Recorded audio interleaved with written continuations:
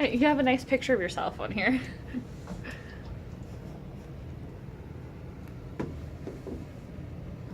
Alright. When it comes to our loved ones, or even ourselves, death can seem like the end. But for others, it's the beginning of a new life. This new life comes in the form of an anatomical gift, or in other words, organ donation. Now, you may be asking yourself, what is organ donation, and why do I care? Well, I'm here to tell you the importance of organ donation and why you should donate today. According to Life Center Northwest, organ donation, put simply, is the healthy tissue and organs from one individual being transplanted into another.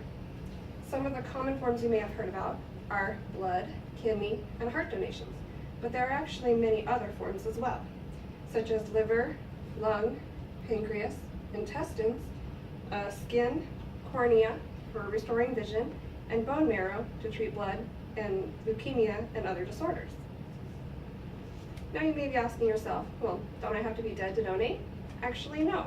According to the U.S. Department of Health and Human Services, living donations can also occur.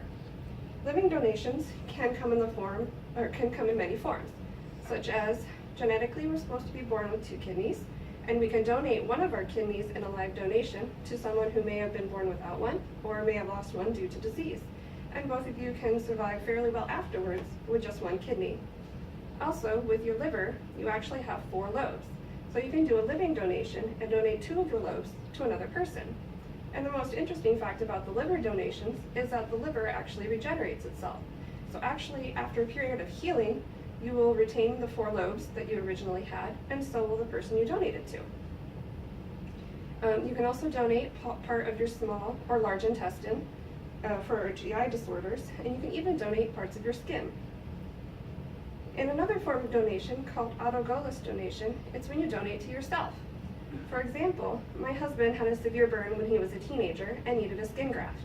Now, he could have waited for a match for a donor, taken medications to help with the donation, but they took a healthy part of his skin from another area of his body and donated it to the part that had the burn for the skin graft.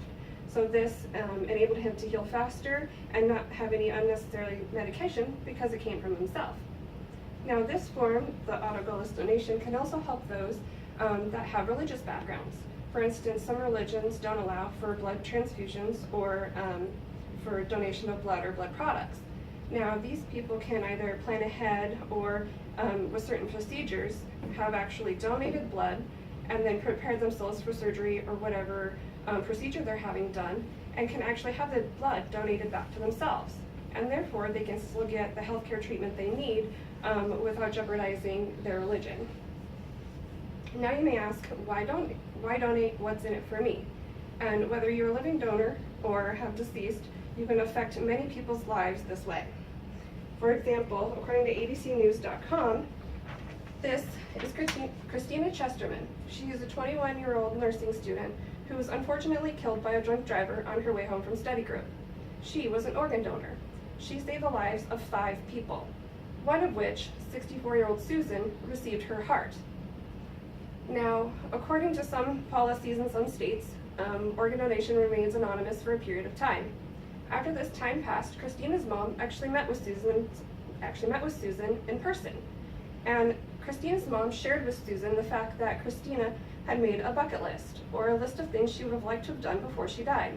Now, to both their surprise, Susan had actually already completed 2 of the items on Christina's list, one of which was to fly a plane solo and ride a camel.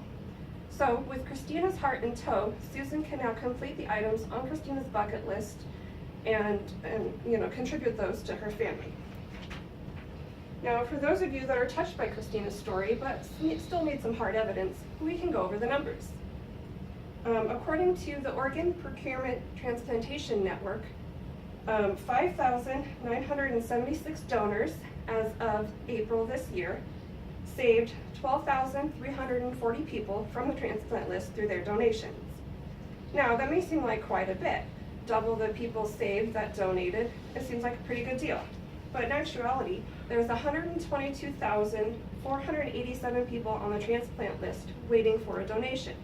Now, I'm not very good at math, but that's only about 10% of the people on the list that are saved.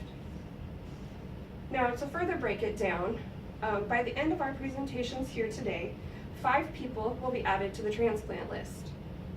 Breaking it down into minutes, every 10 minutes, one person, could be a loved one, someone you know, is added to the transplant list. Now you may be wondering, what about those that don't get their transplant? What happens to them? Well, unfortunately, by the time you go to bed tonight, 22 people will have lost their battle, waiting for that life-saving phone call. Now, you may be wondering, well, I need to do something about this. How do I sign up? There are many ways, one of which that's fairly easy, is to sign up at the DMV in person. Now, they will give you this little donor heart here and organ donor on the back of your card. Now you may be wondering, well, do I have to wait to renew my license for this to happen? Actually, no. The DMV states that if you're only changing your organ donor status, they will actually waive the licensing fee. So if you come in just to donate, then they'll gladly reissue you a card with your organ donor heart on it. Now, for those of us that live on the internet, you can also go online to Life Center Northwest and sign up for donation that way. Or for those of us that prefer the old school method, we can go online, or we can call the State Department and have them mail us a form, and we can mail it back. Anatomical gifts, whether given from a living donor or a deceased loved one, can change many lives.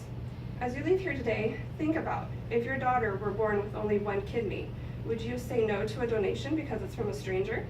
Or how about if your father was losing his liver to disease? Would you say no to someone who is willing to give a live donation to save his liver? No. Everyone deserves a chance at life, and you can give them that chance. Please, sign up to be an organ donor today.